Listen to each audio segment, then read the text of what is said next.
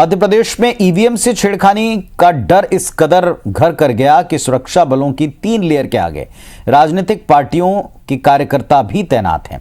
भोपाल में पुरानी जेल के अंदर स्ट्रांग रूम बनाया गया है, जहां सीआरपीएफ, एसएफ और जिला पुलिस ईवीएम की सुरक्षा में लगी हुई।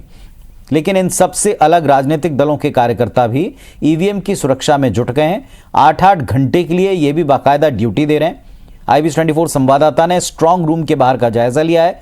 राजनीतिक दलों के कार्यकर्ता इस तरह की व्यवस्था क्यों बना रहे हैं, ये सवाल पूछने पर क्या उत्तर मिला है, सुनवाते हैं।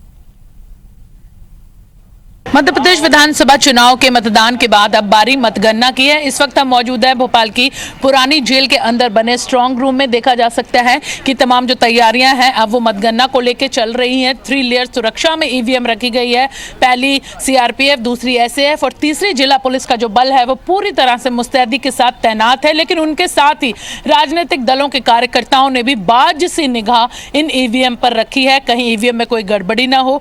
इस आशंका को लेते हुए यहाँ पर राजनीतिक दल, चाहे बीजेपी हो, कांग्रेस, उन्होंने अपने करीबन 6 कार्यकर्ताओं को 8-8 घंटे के लिए अंदर ड्यूटी पर तैनात किया है। इस बार नई व्यवस्था के तहत ठीक स्ट्रांग रूम के सामने ही दोनों दलों के जो निरीक्षण अभिकर्ता, जिन्हें नाम दिया है, उन्हें तैनात किया गया। इस वक्त तो हमारे साथ मौजूद है, बात करेंगे। बीजेपी के निरीक्षण अभिकर्ता राम नेता सिंह है। इस बार नई व्यवस्था है, स्ट्रांग रूम के ठीक सामने जगह आप लोगों को दी गई है। ये तो संतोष का विषय है और हम तो ये चाहते हैं कि हम कांग्रेस के सारे साथियों को समझा सकें कि भैया ऐसा कुछ नहीं होता, प्रशासन पे आपको शक नहीं करना है। लेकिन क्या होता है ना कि आदमी को आदत हो जाती है शक करने की। हार गए तो भैया ईवीएम खराब और ऐसा हो गया तो ये खराब है। इसलिए उस उद्देश्य से उनकी इच्छाओं को पूर्ति करते हुए भी प्रशासन उनका साथ दे रहा है। और भारतीय जनता पार्टी भी कह रही है भैया हम तो जीत ही रहे हैं, आपको जो करना हो, निरीक्षण करवाना हो, जो करवाना हो वो सब करवाइए, हम तो जीत रहे हैं। किसानी बिल्ली खम्मा नोचे, ऐसा कहा था।